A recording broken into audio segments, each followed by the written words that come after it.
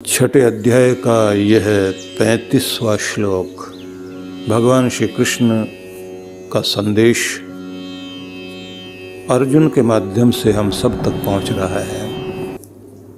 श्री भगवान उवाच असंशयं महाबाहो मनो दुर्निग्रहं चलम् अभ्यासेन तु कौन्तेय वैराग्येन च गृह्यते। हे महाबाहो अर्जुन, इसमें कोई संदेह नहीं कि मन को नियंत्रित करना दुष्कर है, कठिन, और मन चंचल है तो भी अभ्यास और वैराग्य से इसे वश में किया जा सकता है। अभ्यासेन तो कौन्तेय वैराग्येन च गृह्यते। ये अभ्यास और वैराग्य के द्वारा पकड़ में आता है। भगवान ने कहा कि चंचल मन को स्थिर करने के लिए सतत ध्यान का पुनः पुनः प्रयास ही अभ्यास है। उस अभ्यास को किया जाना चाहिए।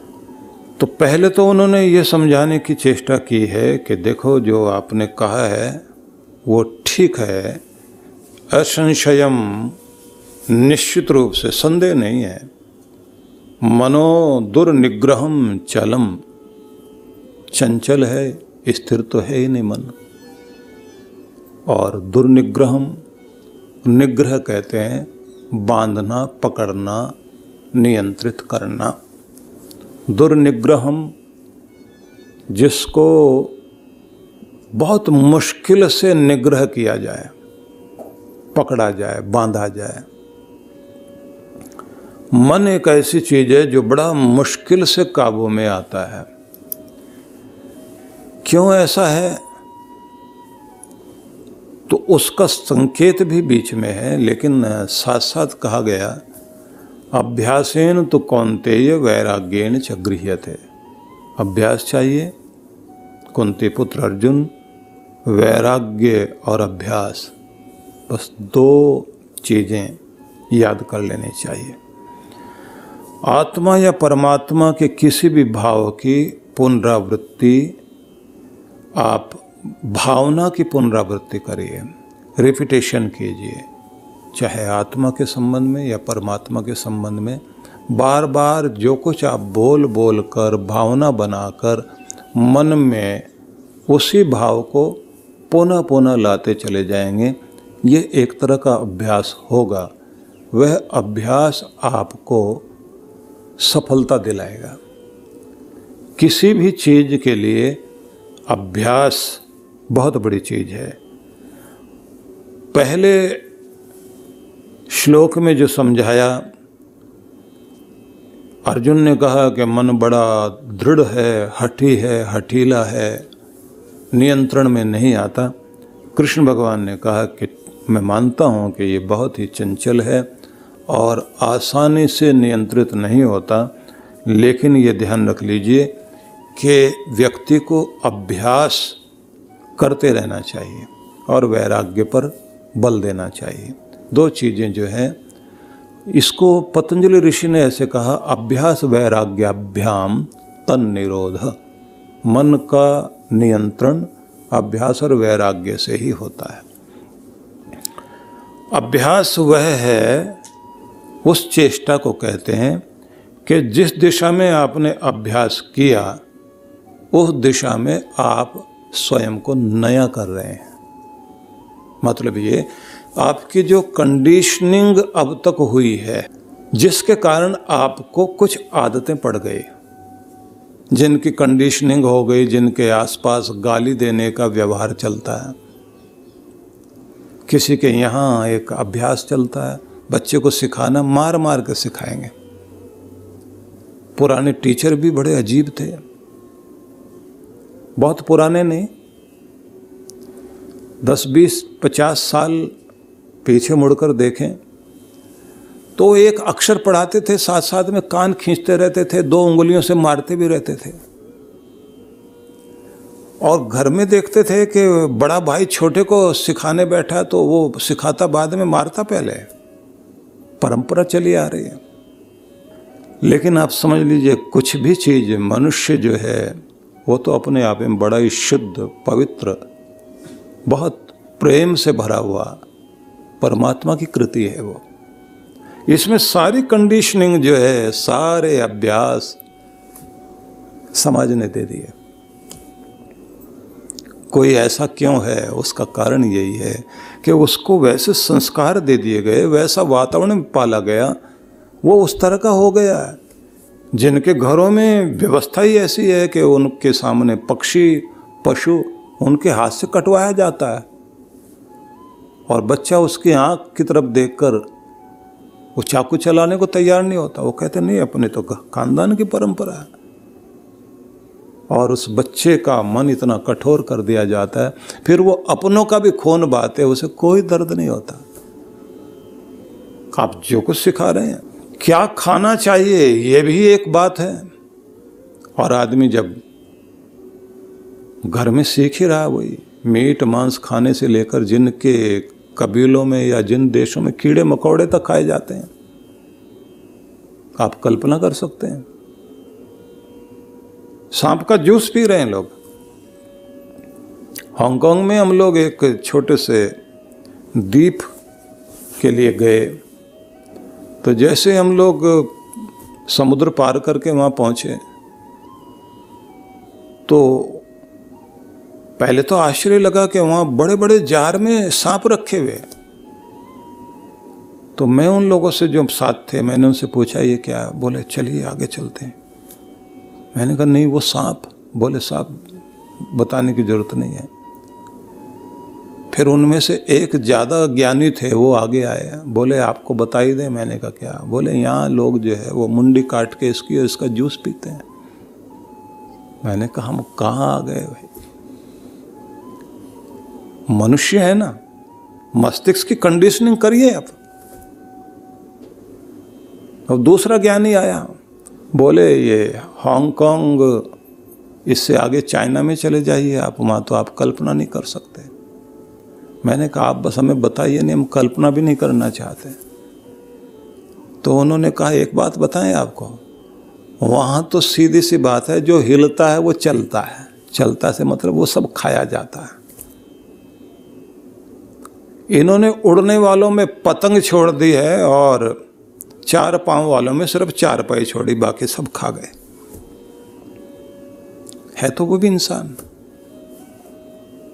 4 पाई का नंबर नहीं लगा सकते, पतंग का नंबर नहीं लगा सकते, नहीं तो सब कहते हैं जो हिलता है सब चलता है। मनुष्य है, उसको आपने क्या कंडीशनिंग की बचपन से, हो जाएगा वैसा। अभ्यास क्या है? कृष्ण भगवान कह रहे हैं अभ्यास है एक नया बनाने की प्रक्रिया। जो आप हैं उसमें से एक नई चीज सीख रहे हैं आप, उसका अभ्यास, वो अभ्यास है नई चेष्टा करना।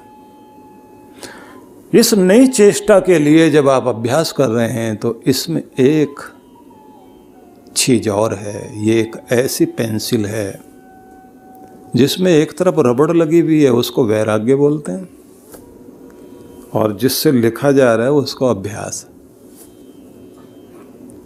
जहां से हटाना है रबड़ से उसे मिटाइए, नया लिखते चले जाइए, नया का अभ्यास करते जाइए। इरेजर साथ लगा हुआ है। अभ्यास के द्वारा आप पुराने कंडीशनिंग को, पुराने संस्कारों को हटा सकते हैं, पुरानी आदतों को हटा सकते हैं। वैराग्य के द्वारा पुरानी आदतों को हटाने के लिए और अभ्यास के द्वारा नई चीज़ें बनाने के लिए प्रयास कर रहे होते हैं, तो आप देखते हैं कि आपकी ज़िंदगी में एक नया रूप आने लग जाता है। ऐसे लोगों को हमने देखा है, साधु महात्मा हो गए, बहुत अच्छी स्थिति में पहुंच गए, बड़े ज्ञानी, बड़े ध्यानी, बड़े धर्मात्मा, और साथ में कहते हैं हम जिन खानदान से आए वहाँ तो बहुत क्रूरता थी, बहुत कठोरता थी। अब दुनिया बदल गई है। इसलिए ये देखने में मिलता है कि एक राजा का बेटा, चाहे वो भगवान महावीर हों या गौतम बुद्ध हों, राजघराने से चलकर एक दूसरी तरफ आए और राजाओं के भी राजा बन गए। साधना आपको, अभ्यास आपको कहाँ तक लेकर जाता है। पुराने संस्कार जन्मों के हैं, उन्हें उद्बुद्ध होने का मौका मिल गया। आपके अंदर कुछ अच्छा छिपा हुआ है, उसका अभ्यास करा के गुरु आपके अंदर से आपके देवता को प्रकट कर सकता है। इसलिए गुरु सबसे पहले साधना में ये देखने की कोशिश करता है कि आसुरी वृत्ति कितनी और दैवी वृत्ति कितनी, देवतापन कितना है इसके अंदर, कितनी मेहनत करनी पड़ेगी। बड़ा बनता है ना, वो खाने वाला बड़ा ही देख लीजिए आप। खाने वाला बड़ा बनाना हो तो उसका भी तो नियम यही है। उड़द को लेकर आते हैं, अब उड़द को आप देख लीजिए तो पूरा काला दिखाई दे रहा, बस एक जगह डॉट लगा हुआ उसमें वाइटनेस का, थोड़ा सा सफेद, थोड़ा सा सफेद, लेकिन वो ये बताता है कि हम पूरा सफेद हो सकते हैं। तो पहले क्या किया जाता है, वो मैल गलानी पड़ेगी, वो परत उतारनी पड़ेगी जो कालेपन की है। रात भर डुबा देते हैं उसको, भिगो देते हैं। रात भर डुबो देने से वो परत उतरेगी जो उसकी कालापन था। और उड़द के कान में कहा जाता है कि तुझे बड़ा बनाया जा रहा है। वो कहता सारी रात सर्दी में डुबो के रख दिया आप लोगों ने हमको। उससे समझाया जाता भैया बड़ा होना है ना, बड़ा बनना है तो आसान तो है नहीं, पहले वाली परत तो उतारनी पड़ेगी। अब जैसे वो छिलका उतारते हैं तो आप देखते हैं ना कि अंदर से सफ़ेद सफ़ेद निकलता, परत तो निकल आई। अब वो कहता बड़ा बन गए क्या, बोले नहीं नहीं नहीं नहीं, अभी तो प्रोसेस चल रहा है, प्रक्रिया जारी है, क्या करना होगा अब। बोले आपका वो छिलका तो उतर गया, वो परत, वो आवरण, वो जो आपकी नेगेटिव एनर्जी थी वो तो हटा दी गई, लेकिन अभी तपस्या की, अभ्यास की, संघर्ष की आवश्यकता है। तो सिलबट्टे पे उसको आजकल मिक्सी विक्सी में डाल देते हैं, खूब अच्छी तरह से उसको जो है पीसा जाता है। पीस दिया गया तब वो कहता है अब बन गए क्या, बहुत बुरा हाल कर दिया आप लोगों ने हमारा। फिर कहा जाता प्रक्रिया चल रही है, पिसना पड़ेगा, किसी को भी बड़ा बनना है तो पिसना तो पड़ेगा।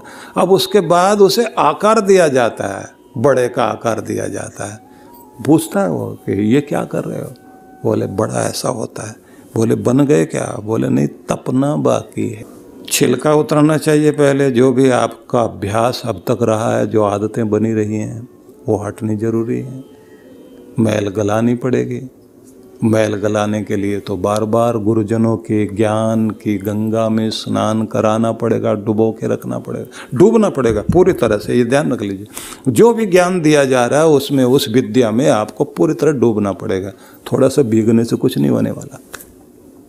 और डूबना पड़ेगा, बात इतना ही, डूबे रहना पड़ेगा उसमें। आप आत्मसात करने के लिए पूरी तरह डूब जाओ। जिसको डूबना आता है वही तरेगा। अब छिलका उतरा, पीसे गए, बड़ी साधना कराई जाती है, अभ्यास कराए जाते हैं। पीसने के बाद फिर आकार कुछ बनेगा, गुरु फिर अपने सांचे में डालना शुरू करता है कि मेरे रंग में रंग दो।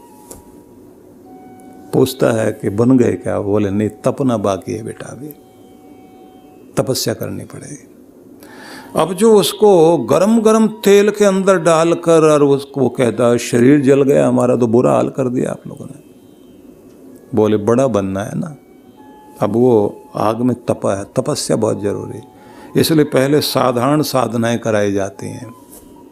साधारण साधनाएं कराने के बाद कठोर साधनाएं, पिसना पड़ता है, आग में तपाएंगे, बड़ी साधना होगी।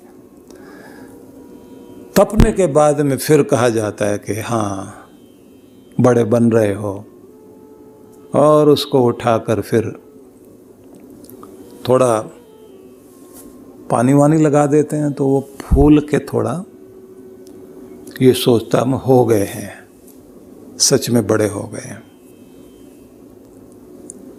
कोई दही वही में डाल दें लोग, किसी चटनी वटनी के साथ मिला दें तो उसको लगता है कि हो गए। बोले अभी नहीं, अभी टूटना और पड़ेगा। वो टुकड़े टुकड़े करते हैं उसके, किसी चीज में मिला देते हैं ना। अब वो खंडित तो हो सके, उसमें मसाला मिल सके, उसमें कोई रसम मिलाई जा सके, लेकिन उस स्थिति में जाते जाते आप देखते हैं पूरी दुनिया उसके लिए आकर्षण का केंद्र बन जाती है। जो भल्ले बनाए जाते हैं उसका भी यही तरीका होता है, उसमें भी ऐसे वहीं तक लेकर जाते हैं। लेकिन उसको जो है भल्ला बनाया तो भला बनना हो ना, भद्र बनना हो, उसके कान में कह दिया जाता है कि तू बन गया, और पानी में डाल देते हैं उसको, तो उसको जो है फूल के कुप्पा हो जाता है, ऐसे फूल जाता है। उसके बाद में जैसे वो फूल जाता है तो कहते हैं बेटा अभी जो है ना ये अहंकार का पानी और निकलना बाकी है। उसके बाद ऐसे निचोड़ते हैं उसे, जब तक अहंकार नहीं निकलेगा तब तक उसके अंदर फिर वो मिर्च मसाले और वो सारे डाल के तब जाके दही वही मिला के बल्ला बल्ला बनता है। कोई भी चीज़ वहाँ तक पहुँचना कि सबके मन में पानी आ जाए, जीभ में पानी आ जाए, खाने को तैयार हो जाए, सारी दुनिया आपको पसंद करने लग जाए। मैं यहाँ कोई बल्ले बेचने नहीं बैठ गया हूँ, या आपको जो है बल्ले नहीं खिला रहा हूँ, या कोई आपको बड़े दही बड़े नहीं खिला रहा हूँ, या कोई जो है वो रसम बड़ा नहीं खिला रहा हूँ। लेकिन एक बात कहना चाह रहा हूँ कि जिसके लिए ज़बान पर पानी आता हो, या जिनका नाम जिह्वा पर प्रातः स्मरणीय नाम बन जाए, सवेरे सवेरे जिसे याद किया जा सके, जिस जैसा होने की इच्छा होती हो, वो बनने के लिए तो प्रक्रिया जारी रखनी पड़ेगी, अभ्यास तो चाहिए। जहाँ से अपने आप को हटाना है वहाँ का वैराग्य। तो अभ्यास वह चेष्टा है कि जिस दिशा में भी आप अभ्यास करेंगे वहीं पर आप नए हो सकेंगे, वहाँ आप दूसरों से अलग हो सकेंगे। अभ्यास वह प्रक्रिया है जहाँ आप बाह्य और आंतरिक स्थिति में बदलाहट लाने के लिए काम कर रहे होते हैं। अभ्यास वह चीज़ है जो पुराने संस्कार और कंडीशनिंग आपकी है उसे नया कर देने का नाम अभ्यास है। जो पुराना जमा था आपका उसे हटाकर आपके अंदर नवीनता भर देने का नाम अभ्यास है। आप जो आज हैं वो पुराने अभ्यासों के फल के कारण है। पुराना अभ्यास रिजल्ट दे रहा है जो आज आप बन गए, और अगर आप जो भविष्य में बनना चाहते हैं तो उसका अभ्यास आज करना होगा। लेकिन इसी के साथ में एक बात और है कि जो नया सीख रहे हैं वो तो सीख जाओगे आसानी से, लेकिन पुराना हटाना कि तुम भी हो और हम भी हैं, थोड़े बुरे भी थोड़े भले भी, बात नहीं बनेगी। और फिर बुराई अपना असर दिखा ले जाए और आपको जो है उधर बहका ले जाए। इसलिए फिर अभ्यास के साथ वैराग्य भी चाहिए जहाँ से आपने हटाना है। अब वैराग्य को समझने से पहले दो शब्द समझ लीजिए, एक शब्द है राग और एक है वैराग। राग वह है जो आपको दौड़ाए। दौड़ाने से मतलब होता है जिस चीज़ में आपका राग होता है उधर आप बहुत ज़्यादा दौड़ते हैं। जहाँ आपकी अटैचमेंट है, जहाँ आपका लगाव है, जो चीज़ आपको पसंद आती है, जिस चीज़ से आपका राग होता है उस चीज़ में आप बहुत दौड़ते हैं। और वैराग्य वो है जो आपकी दौड़ को ख़त्म कर दे, जो आपको रोक ले, जो आपको रोक कर बैठा दे कि दौड़ खत्म, कहाँ भागे जा रहे हो, नहीं जाओगे वहाँ, ये तुम्हारा मार्ग नहीं है। तो वैराग्य आपको रोक कर संभालता है और राग आपको दौड़ाता है। एक आकर्षण है, एक विकर्षण है। इन दोनों में अगर समझना चाहते हैं, एक वो जो व्यर्थ की दौड़ में लग गया है, और वैराग्य वो जो ये समझा देता है कि तुम बेकार चीज़ों में दौड़ रहे हो। दौड़ से नहीं मिलने वाला, रुकने से मिलेगा। इसलिए राग के पीछे दौड़ने वाले लोग राजा बनना चाह रहे हैं, लेकिन महावीर और बुद्ध वे जो उस दौड़ में नहीं थे, वो राजा होकर, महाराजा होकर भी, एक बड़े राजा के पुत्र होकर, युवराज होकर भी वन की तरफ चल पड़े। वैराग्य लेकर गया, वैराग्य लेकर गया तो वैराग्य ने स्थिर कर दिया, वैराग्य ने स्थिर किया तो फिर राजाओं के भी राजा, महाराजाओं के भी महाराजा फिर उस जगह पहुंच गए कि न जाने कितने कितने लोगों के जीवन में आनंद भर दिया। इतने समय तक भी जिनकी चर्चाएं रुकती नहीं है, जिनका नाम हमेशा रोशनी बन गया। इसलिए मैं ये बात कहना चाहता हूं कि प्रत्येक व्यक्ति को अगर अपनी जिंदगी को नया रूप देना है तो श्री कृष्ण भगवान के इस संदेश को जरूर समझना चाहिए, जहां वो कह रहे हैं अभ्यासेन तु कौन्तेय वैराग्येन च गृह्यते। अर्जुन, अभ्यास से ये मन पकड़ में आएगा, लेकिन अभ्यास के साथ वैराग्य भी चाहिए। राग संसार की यात्रा के लिए जरूरी है। संसार में आप दौड़ लगाओगे, मुल्ला की दौड़ मस्जिद तक, कहते हैं ना, एक मुहावरा है, जिसका जहाँ आकर्षण है वहाँ दौड़ रहा है बेचारा। जहाँ जहाँ जिसका जो भी आकर्षण है वहाँ वहाँ वो चीज़ के लिए वो व्यक्ति दौड़ रहा है। कोई धन के लिए, कोई पद प्रतिष्ठा के लिए, कोई अपनी इच्छा पूर्ति के लिए, जिसमें जिसका जहाँ राग है, राग दौड़ा रहा है। देश की, विदेश की, गांव की, नगर की, जंगल की, पहाड़ की यात्रा करा रहा है राग।